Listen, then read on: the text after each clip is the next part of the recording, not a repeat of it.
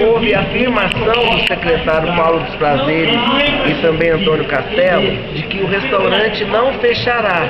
Esta é uma grande vitória para a população usuária do restaurante. Quanto ao valor, eles estão irredutíveis em reduzir o valor de R$5. É lamentável, nós não recebemos as informações solicitadas quanto à planilha.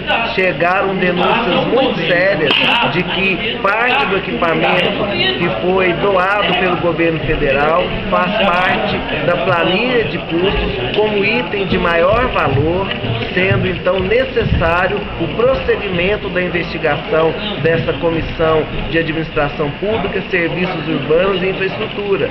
Nós tivemos parcialmente atendido o objetivo da audiência e lamento que, por vários motivos, o principal ator, que alimenta a empresa que presta o serviço, não quis comparecer por razões que não justificam a sua ausência.